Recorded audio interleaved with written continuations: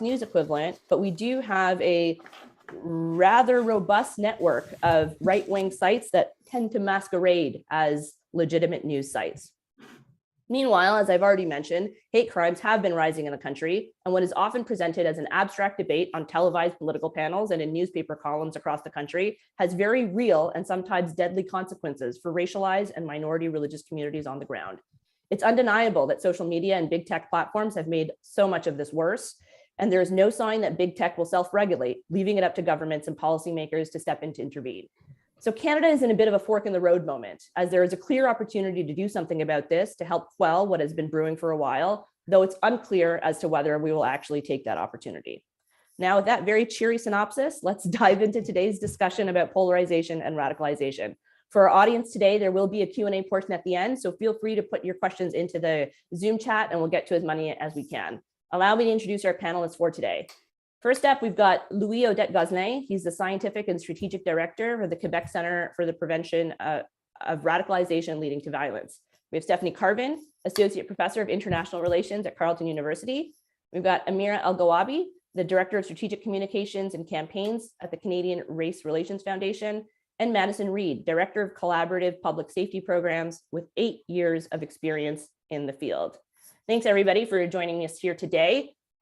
Louis, I wanted to start off with you and ask you straight up if there are typical warning signs that we can watch for someone going from, being somewhat polarized to then getting radicalized into committing violence or into, doing tangible things from that polarization. Yes, you start off with a very difficult question and very tricky one. So the quick answer is no. There's no typical pathway. There's no warning signs that we can check, that we can if there were, our job would be much easier. Well, that said, there are some things that we can look for. So polarization as such is a social dynamic. It comes in a, so you've mentioned a lot of changes that happened in Canada recently. Apologies for my voice. I don't sound like that usually. Oh, it's all good. This is a polarized social and political debate are a breeding ground for extremism and for extremism. And so polarization, we define it differently, but when you start seeing opponents as enemies, as you start labeling them, dehumanizing the other side, and wanting to act against them, and we're on the path to potentially violent extremism. This is the kind of language that we have to be careful to look at. So this is one connection that we can see pretty often. So just so that I'm clear, so basically we need to avoid getting into those us versus them camps, because that's what tends to lead people to harden in their polarization. It's difficult to, we cannot say don't do that because it's a bit inevitable. I mean, we have social debate, that political discussion that needs to be done and need to be hard. It's a natural dynamic of politics and of social movements.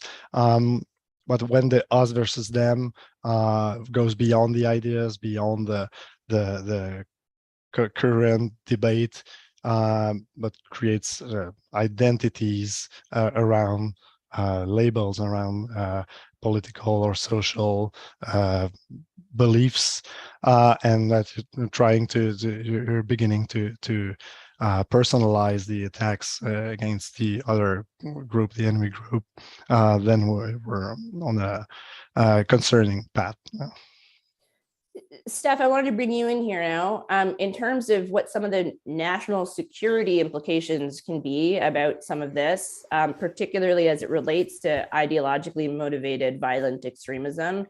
I mean, what are some of those national security implications, and like how bad is it? I mean, you just wrote a book on the far right in Canada, and you used to be a CSIS analyst.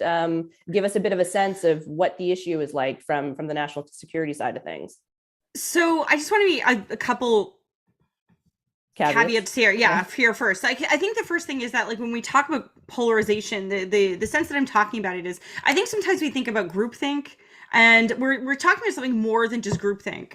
We're talking about, like, by definition, polarization is where it describes a tendency when you have a group of people, and the group over time tends to take on the most extreme views within that group. So it's a way for extremes to become normalized within a group over time, and then so the kind of beliefs of that group kind of deviate away from other kinds of groups or organizations. So that's kind of the context in which I'm talking about here, when we're talking about polarization, not just like, you disagree with, like, great uncle Al at Thanksgiving. It actually, like, referring to this kind of social phenomenon. So the other thing that I think we have to be careful with here is when we talk about national security, it's, I think we have to be careful. This is a political problem, right? Like, and I think polarization is at its heart. We have to treat it as a political problem with national security elements in it. And I think that was the way I interpreted the question. I think that's the way you're asking it. But just to be clear, national security agencies are not, we don't do the work of Madison. We don't do the work of Reed. We don't do, or I should, we as if I'm there, but, like, they don't do those kinds of things. And, we saw this in 2017 when the intelligence agencies wrote the report on Russian interference in the US election. None of them ever said whether or not it worked. They just talked about the fact that a campaign existed, because it's not up to national security agencies to say what is a driving narrative and what isn't, and how effective is it. So I think we have to be really, really careful with these kinds of things. We don't want CSIS doing mass psychology on the population. So let's just kind of disaggregate when we talk about polarization. What is it that we actually are talking about as a kind of national security threat? So I came up with, like, 4 things that I think are really important right now. And I think the first one is, again, these polarized social media bubbles that we are dealing with. You mentioned this in your introduction, Supriya.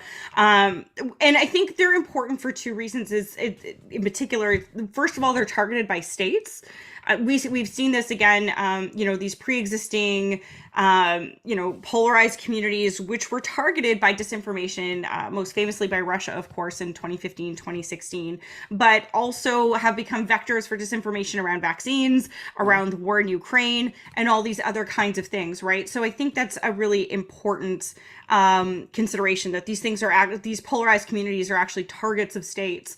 The second thing is they're also targets of violent extremist groups, right? So ideologically motivated violent extremist groups, as you mentioned, and that's kind of the word for, when we think about kind of violent extremism, we've broken it up kind of into political, we've broken it up into religious, and now we talk about it in ideology, because I think the idea of what was it, we can get into that whole conversation, but it's just a way to describe movements and groups that are often grievance driven, as opposed to, kind of like, a group like Daesh, for example, or a group like Al-Qaeda kind of has, like, a core code of beliefs that everyone adheres to. Whereas, if you think about incels, or if you think about, people inspired by the kind of philosophies that were on the Iron March web forums, that these are kind of grievances that kind of combine white supremacy, great replacement theory, other conspiracy theories, violent misogyny, all these kinds of ideas kind of cooked in this terrible little stew. And we've seen throughout the pandemic in particular, where these kind of anti-vax groups are there, or they're protesting anti-lockdown measures, that violent extremist groups have actually come in and tried to radicalize or recruit from these groups. And this was a concern that we actually have seen in the documents released about the Freedom 2022 convoy. Not everyone there was a Nazi, but we sure know that there were some violent extremist groups there hoping to actually recruit in that sense. The second thing, and I'll be quick with these other points, is really conspiracy theories. I think that's how these conspiracy theories spread. If you think about conspiracies about the World Economic Forum, the Great Reset, which, in more sinister, the Great Replacement theory, a lot of these conspiracies target equity-seeking groups. and in minorities. And we really did see, starting in 2015, particularly with the announcement that the government of Canada was bringing in refugees from Syria, all of a sudden there's this huge uptick in a lot of these like anti-migrant groups, Islamophobic groups and things like this. Really, really, a lot of the things that were being said in February here in Ottawa, you can draw a straight line from that 2015 decision to bring in the migrants. I'm not saying that was a bad idea. I'm just saying that this is, these kinds of conspiratorial groups breed and amplify polarization, and it amplifies, I think, threats, again, to these equity-seeking groups in particular. Thirdly, I just think, and this is more of a political point, I think, is that it makes it harder to have hard conversations on policy changes, and that ultimately impacts the convoy, I think, in the way that, not the convoy, sorry, but like the way we try to respond to issues like climate change, which has like broad security issues for the country. Whether or not we want to call it a security issue is a different story, but there is those broader things. And then secondly, there's the, like issues like healthcare, how to respond, agricultural reforms, all these kinds of things are impacted. Final point, I think there's an issue here with the intersection of polarization and bias in national security institutions. And I think it's something we've really seen in the convoy. The fact that, we're looking at these police documents, they didn't recognize they didn't recognize the convoy for what it was going to be. And here in Ottawa, we have seen them described as middle-class protesters, which was almost certainly a code word for white. That they're not; these aren't the average kinds of protesters, right? So I think as a result of that, I think we have seen the kind of groupthink within even the police services themselves, that they can fall victim to this, and that then has an implication for how our own national security institutions are viewing these issues and threats to, again, equity-seeking groups. So that was a long rant, no, that's a good one. But I put some thought into it, and so I'm curious to what everyone else has to say, and I promise to stop talking.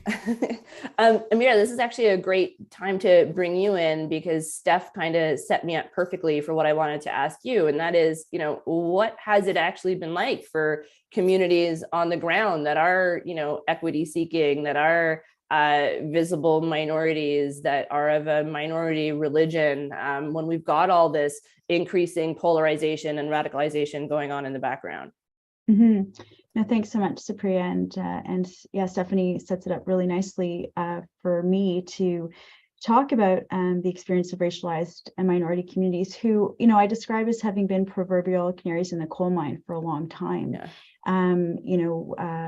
Stephanie touched upon Islamophobic narratives within these groups, various sort of far-right groups. And a lot of it, we started to see sort of in earnest with the rallies against M103 that many of you will remember, which just was a few weeks after the massacre at the Quebec City Mosque, in which an individual who had been consuming sort of far-right and hateful rhetoric and narratives online decided to walk into a mosque and kill people. So, and unfortunately, that wasn't the one and only time. We've seen other deadly attacks in this country against racialized people. So the reality has been that polarization has been happening for quite some time and has just sort of been building. And the government itself has been quite slow, I think, to recognize that. And I think that Stephanie alluded to bias there, and I think that certainly would be a fair conclusion to come at. In fact, I just wrote this week about the Emergencies Act inquiry into the use of the Act, and there hasn't been that examination at all of the convoy's impact on the safety and well-being of minority communities, knowing full well that there were leaders and supporters within that convoy who had documented links to far-right hateful groups. And so there continues to almost be this disconnect between what communities in Canada are experiencing and the fears that people have. We're trying to raise and been trying to raise alarm bells. CSIS only reopened its desk looking into far-right extremism, I think, a few months after the Quebec City massacre, assuming that there was no risk. And then a few years later, we saw CSIS actually publish a report in 2019 talking about the threat to the security of Canada and Canadian interests, in which finally we saw the recognition of ideologically motivated violent extremism, and the recognition that within that type of extremism, you're going to see at times xenophobic violence, and I'm quoting here, xenophobic violence defined as the fear or hatred of what is perceived to be foreign, different, or strange, which leads to racially motivated violence, and so a subset of that type of radicalization. And so the way that sort of plays out is through the vandalism, through the assault, through all of these criminal behaviors, and racism becomes sort of an enabler of that hate. And so the polarization that's continuing and that we're continuing to see really means that people continue to feel very unsafe in our communities and feel unprotected. So for instance, you see that year over year, we're seeing this increase in the police reported hate crimes. So from 2020 to 2021, during the first year of the pandemic, we saw, I think it was a 37% increase in hate crimes. And that's just what's being reported, which is, as we always say, is a tip of the iceberg. With anti-Asian hate rising, Vancouver saw a 700% increase in anti-Asian hate crimes. And so a lot of that hatred is, spilling over from those online spaces where people are in those polarized bubbles. And so, and a vast majority of people are not reporting, as I mentioned. And so what is actually happening on the ground is very disturbing. And where communities can turn then for protection, for support, is nowhere really. I mean, it's unfortunately, where you would hope that police services or law enforcement would be able to, take serious consequences against those who start to create the conditions for the threats and the danger that people are feeling. The charge level, the shutting down these cases are very low when it comes to hate crimes in Canada. The Globe and Mail did some research on that and found that it's more likely to have an assault case addressed than it is for any type of hate crime addressed right across Canada's major jurisdictions. And so the impact of that is these hate crimes, which are considered message crimes, create a lot of feeling within our society of those divisions, even as a majority of Canadians want to see racism and discrimination addressed, according to our polling and other polling, that there is an appetite to see, for instance, online regulation to address this hate. And yet it's that the institutions are slow to address that. And so, for instance, at the Canadian Race Relations Foundation, we're trying to push the police services to address hate crimes through a national task force that we've struck up with, that we're co-chairing with the RCMP. We're calling on the federal government to make investments into victim services. There are efforts to push, but that large force that we're dealing with is that ongoing polarization. And so, just to quote a report that I had written about last fall from the US, which is a report titled "Fueling the Fire: How Social Media Intensifies US Political Polarization," and really has relevance here, is that the consequences of this polarization is declining trust in fellow citizens and major institutions, erosion of our democratic norms, and including respect for the elections, and loss of faith in the existence of commonly held facts, and the political violence such as they saw on January 6th, and in which we were living under the threat of here in the nation's capital last February. So this is really something that is deeply troubling to communities who feel very vulnerable and unprotected at the moment. Madison, let's bring you in here now. I mean, Amira touched on the lack of faith in our public institutions. I mean, I sort of mentioned it in my opening remarks as well. Once you do have that loss of faith in government and public institutions more generally, political and democratic norms, I mean, how can we put that toothpaste back into that tube? And what role do policymakers have in all of this to address it? Yeah, thank you very much. Firstly, I just want to take a moment to say that my opinions and comments here today are my own, and they don't necessarily reflect official policy stances or the views of the government. But you're right in that, it's hard to come back, not just as public institutions, but as society from increased polarization. If we look to history, societies which have become increasingly polarized are usually not neatly or, as you say, able to put the toothpaste back in the tube. But government is primarily a policy and legislative driver, but it also has a role to play in shaping educational initiatives, funding research, and maintaining public safety. And it can and should pursue evidence-based policy on each of those issues.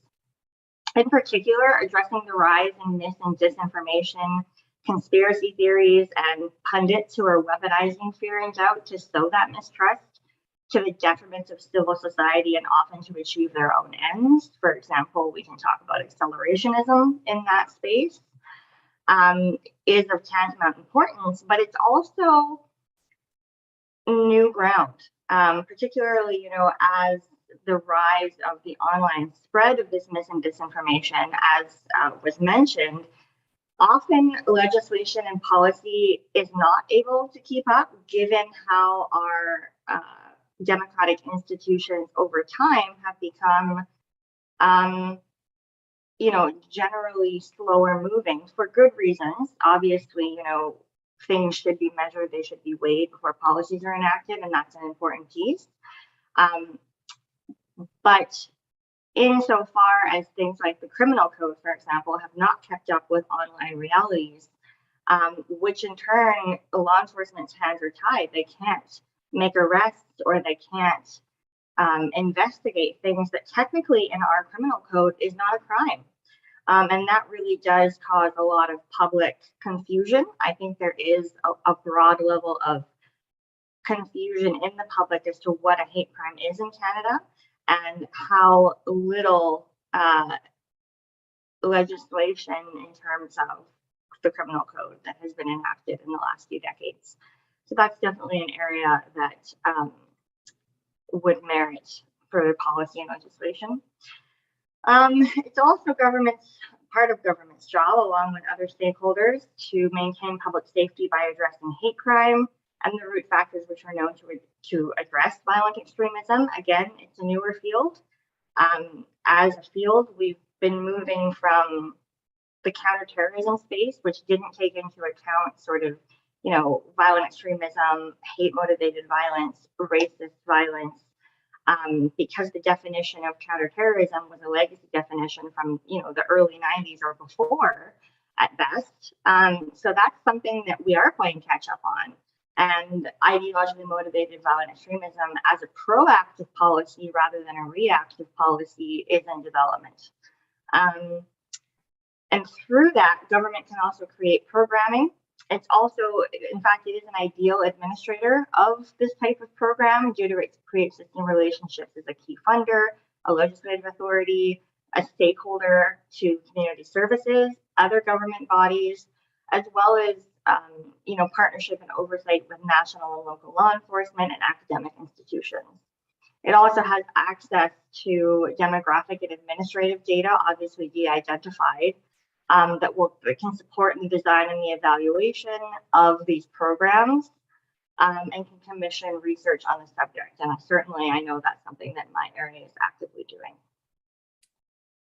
All four of you touched on the fact that online platforms or social media is making all of this worse. And so I wanted to open up the floor a little bit and ask, whomever wants to take the question first, but would regulation help in this space? Because Steph also touched on the fact that it is a political problem. And I can't imagine we're going to have a responsible political discussion about the potential for online regulation in this space. So how do we go about having an honest yet responsible conversation for what some platform regulation or online harm legislation could potentially look like? Not all at once. Oh, this is such a messy question. And I see Nora Buttress, and I see as a similar question, which is the limitations in legislating this stuff. Honestly, no state has been able to do this well, right? I think we can start at the starting point, right? No state. Can I push back slightly though? But what about the EU? Germany. Germany has, and some, but like we also see then authoritarian states are pretty good at getting people they don't like taken down as well, right? Yeah. So I think that becomes the problem. It kind of opens up this terrible mess of a situation. And so what I don't understand, and I'll be dead honest with you, like, because I'm not, you're a lawyer and I'm not, Sabria. And I don't know if anyone else has ideas. Yeah. I went to law school, but my grandmother will remind me I'm not a lawyer every day. So yeah, go ahead. Yeah. Right. Yeah. Okay. No, did not mean to bring up the not at all. But and maybe I know Amira, I know CCRM has looked into this a little bit and has probably provided some input into governance, that there is this desire for it. But so I'd be really interested in hearing from you on this. But like, I guess the issue is really, why haven't we legislated a situation where websites should have terms and conditions and then have some people doing it? I think part of the issue is that a lot of these larger companies have tried to automate the process. That was actually very successful in with when we were talking about like Daesh and Al Qaeda, that they were able to, because they used very similar graphics, very similar expressions and things like this, they were able to use something called hashes, where they like kind of reduce the image down to make it easier to find, spot, and then eliminate off the web, right? And so if you're on the internet in 2012, 2013, like there were violent extremists everywhere. I think we think of 2012 as a great time, but no, it was wild. And I remember having fights with Al-Shabaab. It was a good time. But the real issue here is the problem is with the far right is, I think there's the issue of bias, hands down. Secondly, I think there's the issue of the way you take things down and identify them becomes very hard, because like if you're showing a picture of the Holocaust, is this a picture that's endorsing it, or is this a picture that's calling it out? If you're showing a hate symbol, what is the context in which you're doing it? Maybe you just ban all hate symbols, but that is a hard policy decision. Do you have a situation where you I think a lot of these tech companies, they can't automate this because the memes and the meme culture, which the far right in particular is steeped in, evolve so quickly that it becomes hard to do. So I think that's the problem, at least from the tech side. From the regulation side, I think that's just out of my wheelhouse, but maybe America can speak to it. I'm just going to point the finger at her. Yeah, no. I'm happy to jump in, Stephanie. And absolutely, like the issue of the takedown, so is an issue. Like, so Germany, for those who may not know, had created a legislative responsibility on the platforms to remove hateful content within 24 hours or face severe fines. The problem with that model, and why a few different commissions that I have sat on and other reports have here in Canada have said that there's a bit of a problem there, is that the issue becomes that the takedown may be over censoring, and you may have communities, for instance, that are the ones seeking these protections, who themselves may be sharing information about, say, Black Lives Matter or any other social justice issue, but that is recognized somehow mistakenly as being hateful and being taken down. And so there was that concern about the over censorship, which is legitimate, because obviously freedom of expression is fundamental and part of our democratic system that we want to preserve. So there is that balancing, and that's why several recommendations that have come out since, and I encourage people to actually read the Public Policy Forum's 2 reports on this issue, where we talk about that as a concern. That being said, just on this point, where there is a real concern, where there's a death threat being made against someone on social media, where there is that fear of violence, the expectation is still that the social media platform has to remove that, and that there would be a system to make sure that that was a legitimate removal, just to ensure people's safety. And that sort of comes back to sort of an overarching requirement that has been called on these social media platforms, is for the government to legislate a duty to act responsibly, to, as Stephanie said, making sure that these platforms are responsible for preventing harms from occurring, just as you would have any product in the marketplace, ensure that they follow whatever health guidelines, any guidelines to protect the public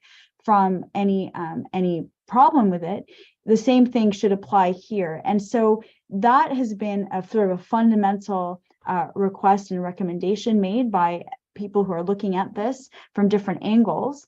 And I think that the other concern that has been raised in terms of how the federal government has been approaching this, and one reason why I think there has been a bit of a delay, is simply that in some of the initial iteration of how reporting hate that was appearing on these platforms would happen, was that the platforms would communicate to law enforcement agencies directly when there was some kind of hateful content. But the concern, of course, that was raised is that that could wind up creating an over-policing of vulnerable communities themselves, should there be an effort, for instance, to report, say, my content as hateful, through it, and then all of a sudden I'm being reported to law enforcement, et cetera, et cetera. And so you have these real concerns about how was this going to actually be operationalized. And so I think that's why we have, for those of us who've been looking forward to seeing the legislation come down around the social media platforms,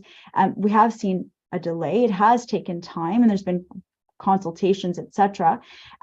I think it's coming, but that there needs to be regulation is fundamentally accepted across the board. A majority of Canadians say, and we've done polling at the foundation to find that I think it's over 80% say that there needs to be regulation. There are those out there who say that no, we should leave it all alone and let freedom of speech reign. But I think what is missing in that argument is that hate speech is not protected according to the Supreme Court of Canada. And so there has to be a manner in which these platforms are held accountable should hate speech flourish or be shared on these platforms. So I'll leave it there. Louis, I wanted to ask you a question as it pertains to the relationship between being polarized and then that leading to like offline radicalization. What's the relationship between online and offline radicalization? And what's the, and this is coming from Heidi Torek, what is the direct, like, is there a direction or causation, like in terms of how they intertwine and end up fueling one another? There is a relation, but it's not straightforward.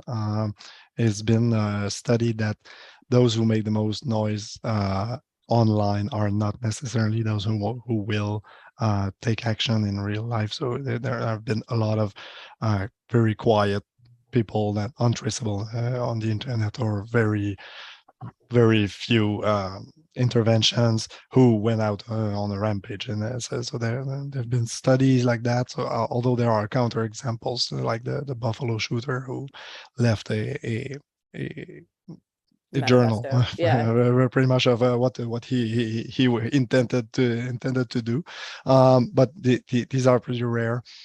So there's a concern, but it's been a long time a concern that online hate and online extremism would transfer in the real life, but we shouldn't forget that online hate is a problem and is a violence as such. People's life are more and more online, and we did a research, we published a research report last December, where we measured that on hate crimes and hate incidents, and we measured that among our respondents, those who were victims and witness of hate incidents felt that the incident was more severe when it was online on average. So that's quite counterintuitive, but maybe the level of aggression is much higher. The level of speech of violence is much higher online. So there's no link directly from online hate or online violence to real life violence, but more and more these spheres are not so distinguishable anymore, and the impact on the victims or the people targeted are pretty much the same, or in some case more intense when it's expressed online. Madison, you were nodding there, and so Amira, so were you. Do you want to get in on some of that? Yeah, I think going back to the regulation issue, it is, as Stephanie said, it is extremely messy. I don't, however, think it's as messy as some make it out to be in terms of free speech. As both Amira and Stephanie said, I think there's a very clear line of demarcation between hate speech and free speech. And free speech is, the right, essentially at its core, to speak without fear of political reprisals or violence, not the right to say whatever you want, whenever you want, and threaten others, or to speak without consequence. So I think all of those things definitely make regulation not only possible, but again, not quite as complicated. I think the issue is that it's not in the best interest of, so especially social media platforms, to regulate discussion in the same way, because what makes social media platforms profitable is a firestorm of conversation, is high engagement. The more people spend on their screen time, rather, then the better that the social media platform will do. And so inherently, there's a conflict of interest between creating a civil, respectful place and monetization of social media platforms. So that's one challenge. But of course, given that social media platforms exist across jurisdictions, is another challenge. Yeah. Obviously, US or United States legislation has the highest impact, given that that's where most of these companies are headquartered. But certainly, we have seen other countries, and as you mentioned, places like China are very able to prevent what they don't want online from ending up online. So it can be done. It's just a matter of how, and I think that is a challenge. And I also take everyone's point that it can't be automated because AIs are not able to find the nuance that is required. But at the same time, there's billions of people online, and you don't have the manpower or people power required for a human to check every interaction. So that's another challenge.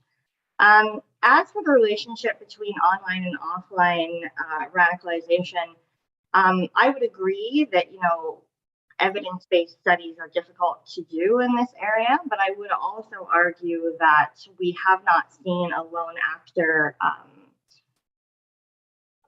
who hasn't had an online community and was fully entrenched. Now, does that mean that they've been, as Louis said, the loudest voices? No, generally not, but certainly the loudest voices. And those who are posting this content and engaging with this content have had an impact in the radicalization of those who have gone on to commit violence. So I would say it's absolutely an issue. And in many cases, you'll hear people say they became self-radicalized, which is a misnomer. That's not a reality. No one self-radicalizes. Their community may not be physically around them, but they are engaging, whether that be online, in person, or both. They are engaging with rhetoric somehow. Steph, you were really emphatically nodding there with Madison's last comment there. Is you tend to agree with that? Yeah, no, I just recall like the debates we used to have at the service about the online, because it was kind of new, right? I mean, back in like the 2000s, it was like these web forums, and these web forums were closed, and then it kind of became about like these blogs, and then it kind of jumped to these more dynamic platforms, interactive, like Twitter and Facebook and things like this. And then, it's just kind of evolved from there. And now you have like these kind of, Telegram channels, stuff like that. And there was a big debate, like, to what extent does the online impact someone's radicalization, path to radicalization? And I think we always have to view, I think Louis' comments at the beginning of this, which is that there is no one path, right? There is no one path. It has to be the absolute starting point. People used to ask me like, who's radicalizing? I'm like, shrug emoji. But that's basically it. But I think, it was downplayed to a large extent because I think we looked at models, when you only look at one thing, it kind of dominates how you understand the phenomenon. And for a long time, groups like Al-Qaeda, groups like Daesh, well, not so much Daesh, but groups like Al-Qaeda were very, very careful in how they recruited people. It was all in person. It was layered trust, things like this. And then, but then like the Islamic State comes around and they're like, hey, anyone can join. They turned their movement from like a kind of a group to a mass movement, brought in pretty much anybody. And the idea, we saw people go radicalization. It went from like 18 months to 2 years to like 6 weeks that we would see people mobilize. And I think the same is probably true in other kinds. But because we were kind of so locked in this one biased way of thinking about how this actually works, we downplayed the threat of online violent extremism for a very long time, and probably to our detriment. And I just want to jump in, if I may, Supriya. Yeah, totally. Yeah. I think so the bias there is on multiple fronts, right? It's not just the bias against the fact that people are recruiting online, but it's the bias against who is recruiting and what does a terrorist look like and who is a terrorist, right? And I think that's why I think what we heard from Madison is that, oh, this isn't evolving, this is new. To a certain extent, it's new. But I think that, just this week, when you hear from a former deputy minister in public safety say, and I quote, that public safety agencies feel very under-equipped and underprepared to gather and share intelligence, end quote, about threats related to IMVE rhetoric online. I mean, really, like, you feel unprepared at this stage where you have actually had deadly attacks in this country against people who were motivated by hatred online. I think to me that speaks to something's really going wrong there in terms of where the focus has been for decades. And of course, it has been on Muslim communities. And that's really important to call out, and to the detriment of examining radicalization that was happening in other corners. And that's why we're in a moment here where you're hearing about this catch up or this newness to it. It's not new. It has been an issue for some time. And I think the frustration becomes when you hear about this lack of preparedness, and it speaks to what feels like that this is not prioritized because the people making decisions don't feel threatened by it in the same way that they perhaps felt threatened when it was Daesh who was involved in radicalization. We've got a lot of really great. Oh yeah, go ahead, Madison. Yeah. Clarify what I meant by new, because I absolutely agree with you, Amira, on all fronts. I think new in the sense that it's being more noted that terrorism is no longer the field that's going to deal with these issues, because those definitions speak to a very specific set of what was considered at the time to be a specific set of violent actions. And I think the movement towards IMVE and the broadening of that scope means that, how we combat it, not ideologically, but how we combat it on the ground, if you will, is what I meant by new. So the issues are not new, but certainly the types of violence we're seeing. So the lone actor profile, for example, the very decentralized, often white supremacist, but certainly generally far right of one variety or another, where there aren't identifiable groups. So yes, you do have groups. You've got, Proud Boys, you've got Blood and Honor, you've got, the list goes on and on and on. But those aren't technically the groups who are committing the high profile instances of violence that we're seeing. It's what we call lone actors, who aren't, they're certainly part of communities online and where they have been steeped in that radicalized milieu, but they don't belong to a group membership in the same way. It's a very decentralized movement, so combating it has to be completely different than what is done to combat, say, Al-Shabaab on the international stage. So that's what I meant.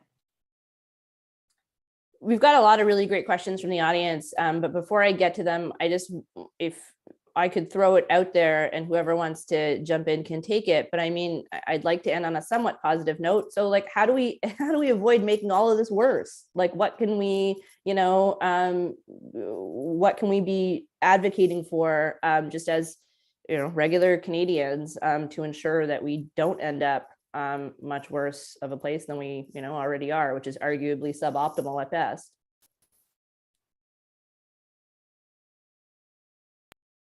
Louis, I'm going to pick on you. Yeah, I can add something was good, because that's what we try to do at the center. So there are there are ways to help. I mean, but it needs to come from all sectors. And we need a holistic approach. It comes from media literacy, education, having people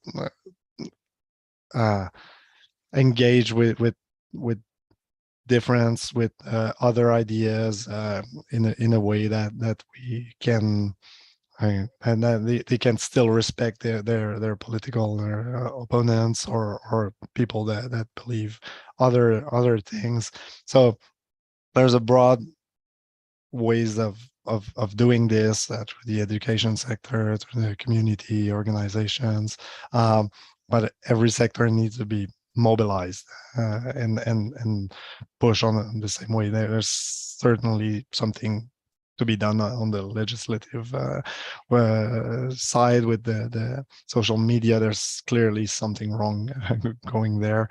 But yeah, we have tools that we need to reinforce, to enforce dialogue, empathy, and to sustain these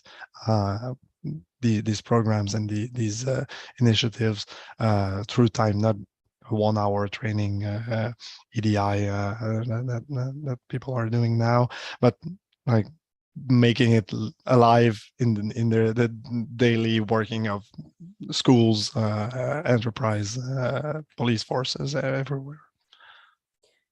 We've got a question from Joe here asking if there are any lessons that are learned from our policy approaches in dealing with Daesh or Islamist extremism, in which we can apply to other types of radicalization in terms of right-wing extremism, because many of those policies, of course, are now Islam. We know that they're Islamophobic. So it's arguably not really the right approach, but something needs to be done. So how do we go about that? I think, you know, if we go down to the root of, you know, why certain individuals radicalize to violence and why others don't, there, as Louis and others have covered, there's no one profile, there's no one silver bullet to that. But I do think that, you know, grievances, whether real or perceived, because, you know, it could be either, they're certainly real to the individuals who have them, are some of the push-pull factors that move individuals down that path. So, you know, what message speaks to someone won't speak to someone else. Obviously, demographics, socioeconomics have an impact on that. But I think the best approach is looking at the source of those grievances. You know, again, when we interview those who were previously involved with extremist movements or hate-motivated violence and have now, you know, moved on from that way of thinking, often they'll say something along the lines of, well, you know, when I had something to lose, I stepped back from that engagement. And that's putting it perhaps too on the nose. But what I'm saying is, if you are able to root an individual into a sense of belonging, a sense of meaning beyond that social movement, or, well, I hate to call it a social movement, but beyond the milieu that they've been operating in, they are often able to step outside of what we call the engagement. So, you know, government's job, unfortunately, is not to be a thought police. What government's job is to protect public safety.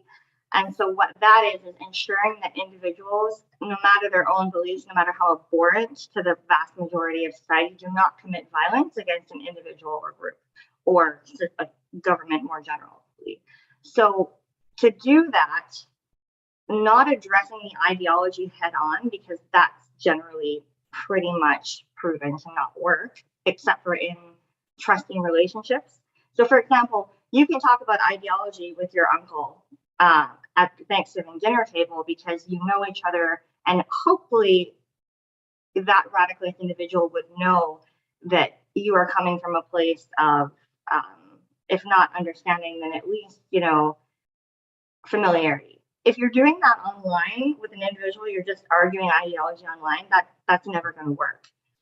So instead, if we get at the root grievances, again, real or perceived, that is the type of policy addressing engagement with violence rather than trying to de-radicalize an individual, no matter what kind of ideology that they ascribe to.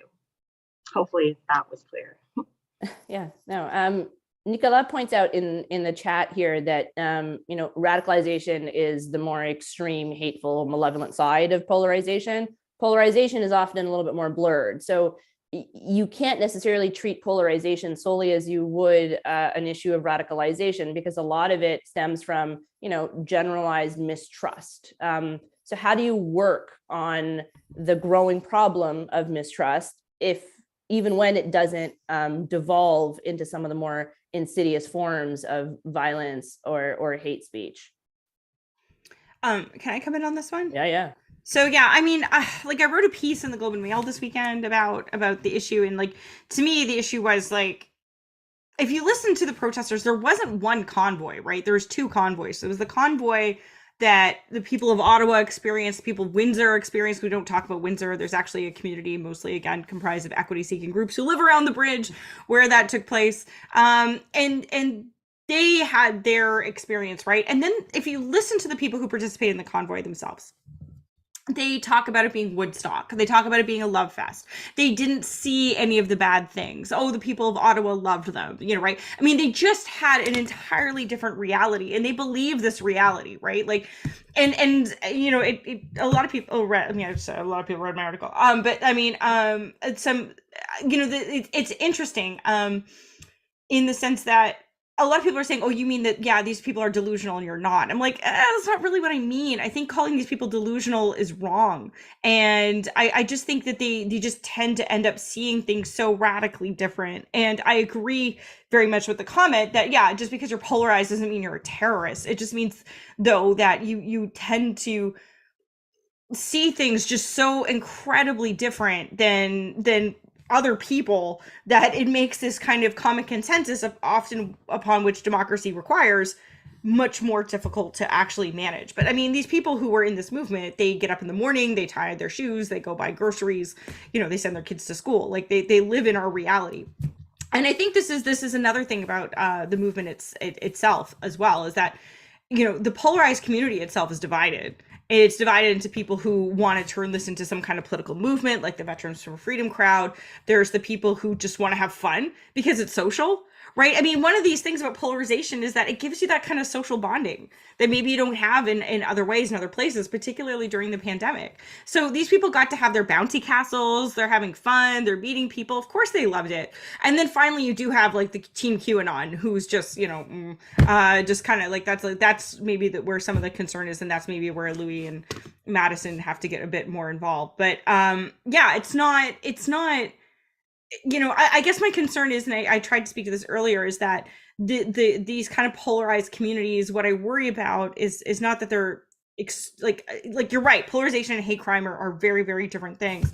But I do worry that these polarized communities do then become target for conspiracy theory and normalizing things like anti-vax sentiment, like World Economic Forum conspiracy theories, and that also that then these, when you convince people to lose trust in the system, that ultimately they do become targets for people who are trying to exploit their grievance, right? And that's the concern, and that I think is what the link is. But you're right, the two don't overlap. A lot of nodding there, Madison, Amira, if you want to get a quick last word in before I wrap up.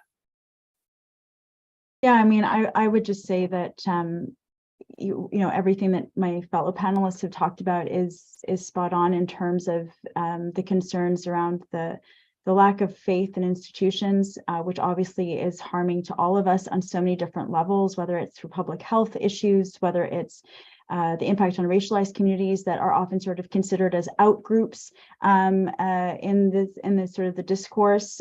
Even though when I wrote about the lack of examination of the impact of the convoy on racialized communities, I had people sending me images of well, look, here are racialized people at the convoy. They're having fun. It's all great, and not recognizing that, okay, that may have occurred, but within this convoy, there were also those who were harassing Asian Canadian store owners, or who were making threats, or who were waving Confederate or anti-Semitic flags or anti-Black symbols. So, it's that the nuances are completely missing. There is no in between anymore. And it's either you're in this camp or in this camp, and there's just no space for discourse or dialogue. And so I think when you lose that middle ground, you lose the ability to talk to people and be open to being swayed to another viewpoint. I think that's what's really at stake here, is that as a democracy, if we've completely sort of entrenched ourselves in these camps and labeled each other one way or the other, then we really lose that ability to build what I heard from one of the panelists, building a consensus around how we want to govern a society that's based on universal values of human rights and respect and tolerance and all of those good things. Matt? I agree. I think ultimately, the definition that I would use is that an individual isn't really polarized, society is polarized, and individuals become, entrenched within that polarization. But whereas, as Mira was saying, before you had fringe elements, or in a healthy society, you're always going to have fringe elements, unfortunately. But the majority of people are in that middle ground. Where they fall on the spectrum, may be different. But with polarization, you see the removal of the middle ground. And so individuals who would never have agreed with or believed these fringe elements are now very much entrenched within it. And so that is how radicalization can spread in a polarized society, is when you identify with one side or the other, where there is only that duality, there are only one side or the other, which in itself is extremely unhealthy. You are then, over time, eroded into identifying more and more and more and more with a coalescence of that side. And so that's how these radicalized ideas spread. And that's why you see those who are fully entrenched in QAnon having, FaceTime with individuals who maybe wouldn't have even ever heard of QAnon if they had not attended the convoy, for example. So yeah, that's my thoughts on that issue. Thank you for that. That wraps it up quite nicely. A huge thank to all of our panelists, Steph, Madison, Louis, Amira. As I mentioned in my opening, the Digital Policy Rounds is a monthly series every third Thursday of the month. The next one we're going to be having is on December 15th on climate, justice, media, and technology. And you can register now for next month's event. Thanks again, and we'll see you next month. Bye, everyone. Thank you.